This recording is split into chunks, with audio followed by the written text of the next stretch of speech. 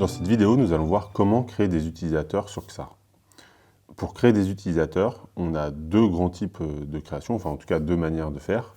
On peut faire côté maker ou côté utilisateur final. Et donc pour commencer, on va regarder d'abord comment on peut créer des utilisateurs côté maker, soit en leur envoyant un lien public, soit en invitant les utilisateurs par email. Donc sur Xar, on a ce système de persona qui nous permet de créer des rôles et des catégories d'utilisateurs. Et donc, par persona, on va pouvoir aller ici dans Partager. Et quand je clique sur Partager, je peux avoir la liste ici des utilisateurs que j'ai créés. Et je peux voir ici le lien du parcours, donc le lien du parcours d'inscription, qui va permettre à un utilisateur de s'inscrire en autonomie. Quand je clique sur ce lien ici, je peux copier l'adresse et je vais pouvoir alors aller ouvrir un nouvel onglet et remplir le formulaire. Là, j'arrive sur le formulaire qui me permet de m'inscrire en autonomie. On va faire un premier test.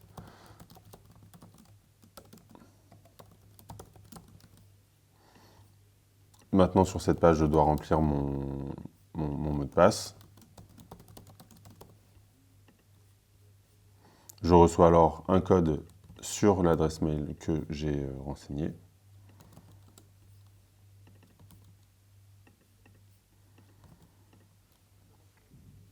Et me voilà bien inscrit sur le persona, sur le persona sur lequel le lien amène.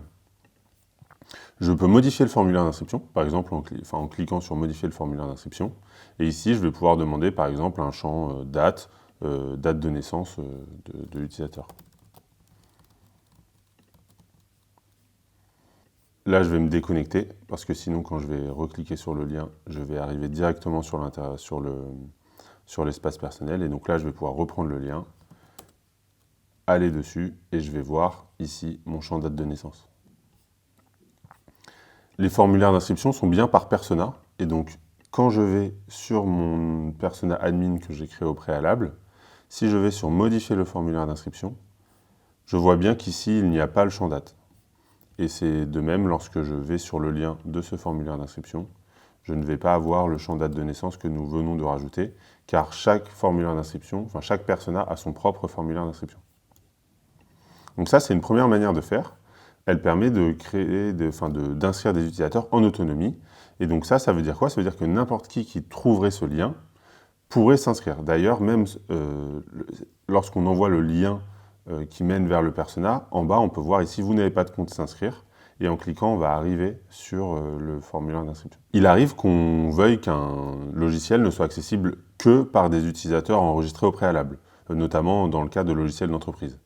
Pour empêcher n'importe qui de s'inscrire à un logiciel créé sur Xar, on peut passer un persona en privé.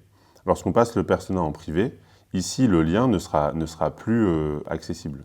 On ne pourra pas aller plus loin. Ici, je me fais tout de suite rediriger vers la page de connexion. Et on remarque quoi aussi que le bouton s'inscrire ici n'est plus accessible. Donc par exemple, ici, je vais modifier, je vais le remettre en public. Je rafraîchis ma page, je peux m'inscrire en autonomie. Mais si je le passe en privé, ici, je ne peux plus m'inscrire en autonomie. Et donc, lorsqu'on a passé un persona en privé, on va pouvoir inviter l'utilisateur à s'inscrire à la plateforme. Donc ici, je vais rajouter une nouvelle personne. Maotest 2.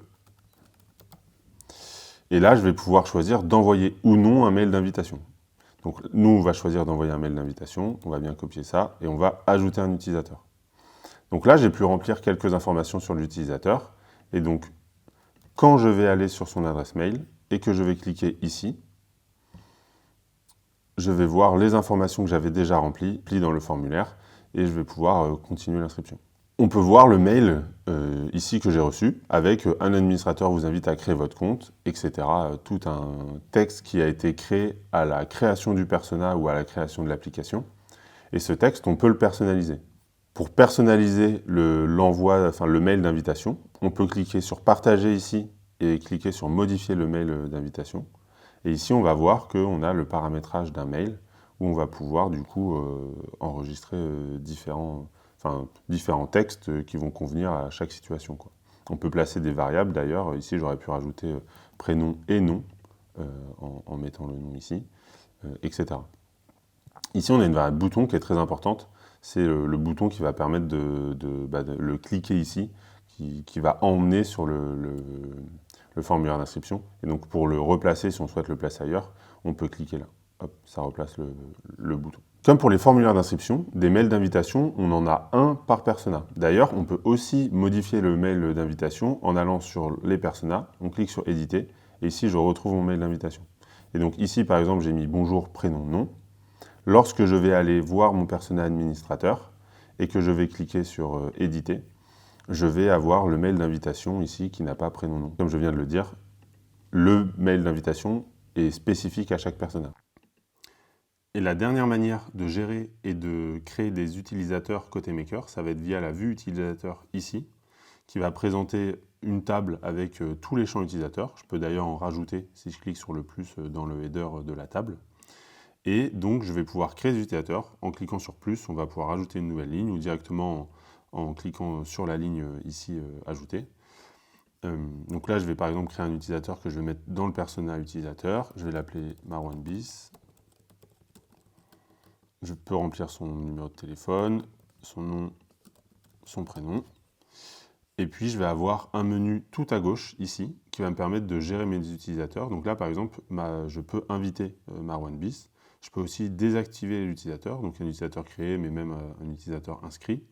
Lorsqu'on désactive un utilisateur, celui-ci ne peut plus se connecter à son compte. Et je peux aussi supprimer l'utilisateur lorsqu'il n'a pas encore été inscrit. Et donc là, je viens de supprimer ma ligne vide. Et donc maintenant, ce qu'on va faire, c'est qu'on va inviter l'utilisateur que l'on vient d'enregistrer. Et on va aller voir si le mail d'inscription a bien été reçu. Et donc voilà, j'arrive sur un enregistrement avec les valeurs qui ont été renseignées juste avant. Donc voilà pour la dernière manière de gérer et créer des utilisateurs directement depuis la vue table. Maintenant, intéressons-nous à la manière de créer des utilisateurs depuis une interface end-user. Et pour ça, on va commencer par le premier cas d'usage qui est de gérer des utilisateurs depuis un tableau utilisateur. Donc là, je vais aller dans mon persona admin que j'ai créé, qui est un persona qui va gérer les utilisateurs. Et donc, je vais commencer par créer un tableau d'utilisateur. Donc, je vais cliquer sur tableau utilisateur ici. Ça me crée mon tableau utilisateur et maintenant, je peux aller le modifier.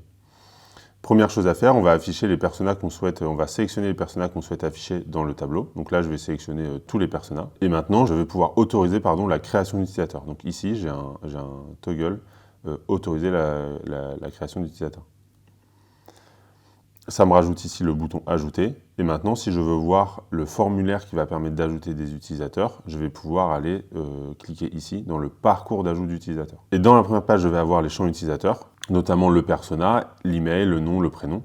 Et tout cela, c'est des champs utilisateurs. Ici, les champs qu'on va pouvoir placer sont vraiment les champs utilisateurs de base, mais ça ne sera pas ceux de l'utilisateur qui a créé l'enregistrement, contrairement aux autres parcours, mais bien les champs utilisateurs de l'utilisateur que nous sommes en train de créer.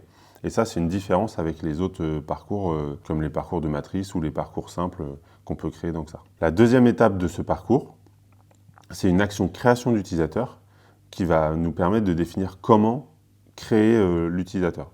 Quand on crée un utilisateur, on doit remplir en gros ses champs utilisateurs, notamment l'email qui doit absolument être placé car c'est le login de l'utilisateur. Mais on doit aussi définir à quel persona l'utilisateur va être affecté et potentiellement à quel groupe l'utilisateur va être affecté. Pour définir le persona et le groupe, on va placer des champs dans les pages qui précèdent l'action création d'utilisateur.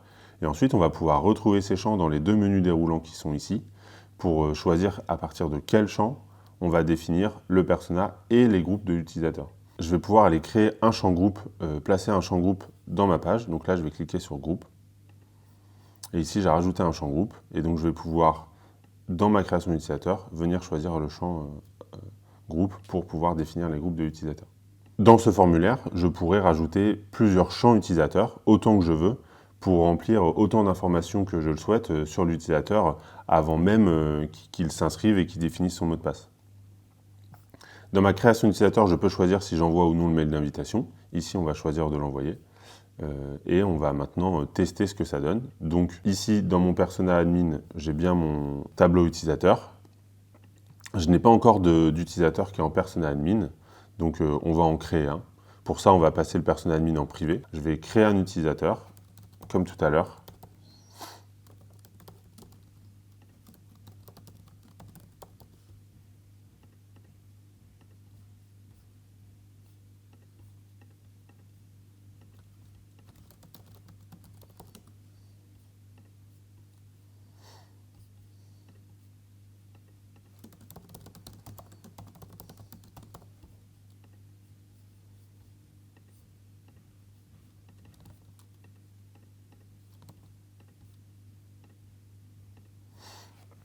Et donc maintenant, je suis sur l'interface d'administration et je vais pouvoir tester la création d'utilisateur depuis une interface utilisateur final. Donc là, je vais cliquer sur Ajouter. Je retombe sur le formulaire que nous avons vu tout à l'heure avec mes champs. Donc là, je vais créer un nouvel utilisateur, Jean Dupont.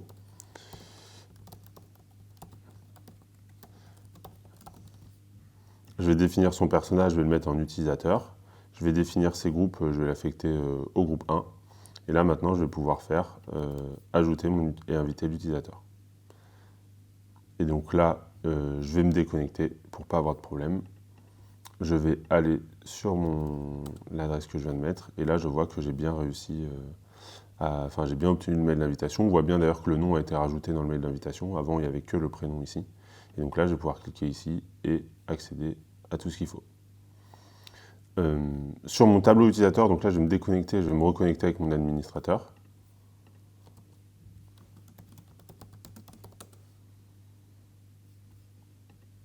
Ici, je peux voir que le statut de mes utilisateurs sont en invité. Ils ne sont pas en inscrit, c'est-à-dire qu'ils ont reçu un mail d'invitation, mais ils n'ont pas encore terminé leur formulaire d'inscription.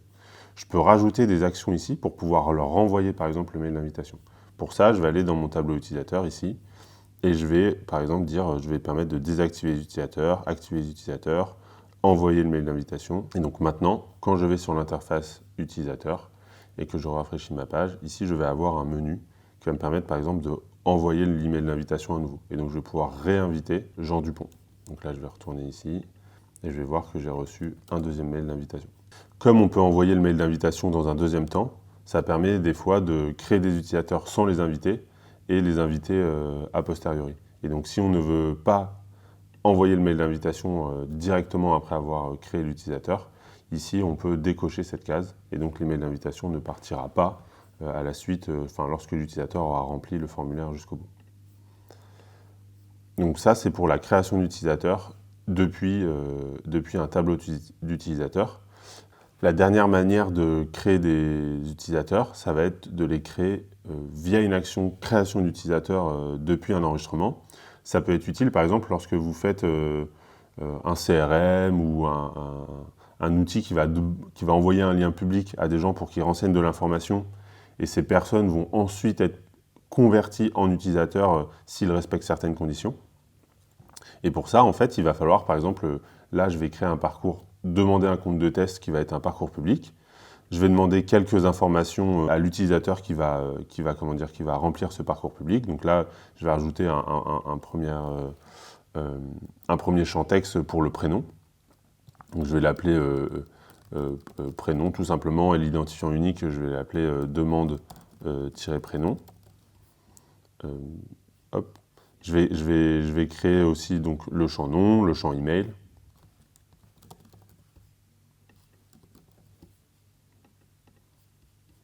Là, je place un champ email.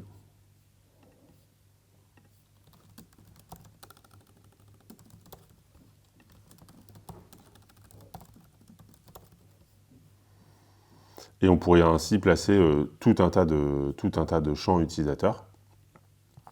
Et donc, ce formulaire qui va être public va me permettre de m'inscrire, va permettre de récolter de l'information sur une personne, notamment son prénom et son email, dans le but de l'inscrire plus tard. Donc là, je vais faire une deuxième page, faire un tableau avec toutes les demandes de tests qui ont été effectuées. Donc je vais rajouter un tableau.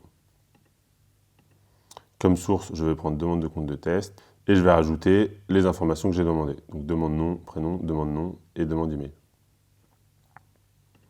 Maintenant, on va remplir une première fois ce parcours pour créer une première donnée.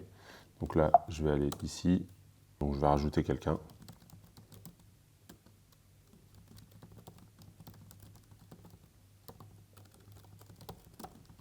Je continue, j'arrive sur une page qui me dit merci d'avoir rempli le formulaire. Et donc maintenant, on voit qu'on a un deuxième enregistrement qui a été créé là. Et donc là, maintenant, on va mettre en place notre action qui permet de créer un utilisateur. Pour ça, on va faire un suivi qui va nous permettre de créer l'utilisateur. Donc on va l'appeler création d'utilisateur.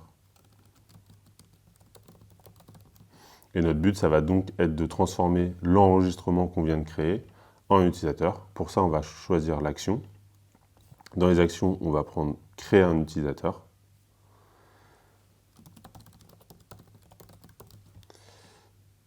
Pour créer l'utilisateur, il va falloir définir un persona. Là, pour l'instant, on n'a pas créé de champ persona dans notre parcours. Donc on va mettre une première étape, page, où on va choisir le persona de l'utilisateur en choisissant un champ persona. On va rajouter un bouton continuer en dessous pour passer à l'étape suivante. Hop. Et ici, on va le renommer persona d'utilisateur. Demande persona. Et là, on va choisir les différents personnages auxquels on va pouvoir associer cet utilisateur. On va choisir uniquement l'utilisateur, on ne va pas permettre de créer des admins. On va dire que ce champ est requis. Donc, on a créé notre champ persona. Et maintenant, dans notre création d'utilisateur, on va pouvoir choisir à partir de quel champ définir le persona. Et ici, on va mettre demande persona. Ensuite, on va devoir choisir pour chaque champ utilisateur qui ont été créés, quelle information on va devoir utiliser pour créer l'utilisateur. Donc dans email, on va prendre la demande email, dans prénom, demande prénom. Et on n'a pas mis de choses pour créer le mobile. Ici, on pourrait rajouter des choses, demande prénom, prénom, n'importe quoi. On pourrait par exemple créer un champ prénom-nom et mettre demande nom, demande prénom pour remplir ce champ. Donc voilà, ici de manière générale, tous les champs utilisateurs vont s'afficher. Donc voilà, et donc là, ça va nous permettre de créer l'utilisateur. Et donc maintenant, on va aller tester ça en se connectant au logiciel depuis un compte admin. Donc je vais reprendre mon compte administrateur.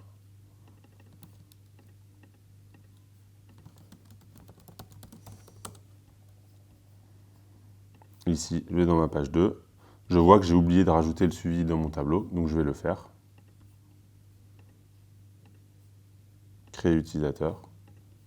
Donc maintenant, on va pouvoir tester de créer un utilisateur via le suivi que nous voulons créer. Donc ici, je vais créer sur ouvrir le suivi pour notre compte Marie Curie. Je choisis le persona, je vais sur l'étape suivante.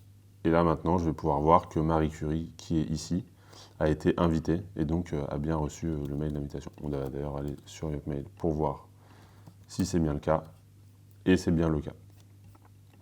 Le persona, on pourrait vouloir le définir sans passer par un menu déroulant, ne pas laisser l'utilisateur le choisir. Pour ça, là, on va supprimer notre action et on va faire une action mettre à jour la valeur des champs. Et dans cette action mettre à jour la valeur des champs, on va venir choisir le persona et on va choisir une valeur personnalisée et là le mettre à utilisateur. Et de cette manière, le champ persona, demande persona va automatiquement être rempli à utilisateur et donc on ne va pas laisser l'utilisateur final choisir le persona. On pourrait d'ailleurs faire des conditions. Si jamais telle condition est remplie, mettre persona utilisateur, sinon mettre persona administrateur ou un autre persona. Et donc maintenant, si je reteste en faisant un nouveau formulaire,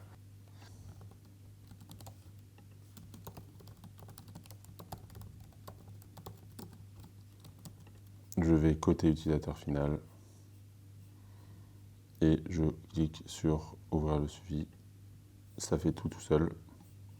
Et maintenant, j'ai bien Hervé Dubois ici qui est dans le persona utilisateur.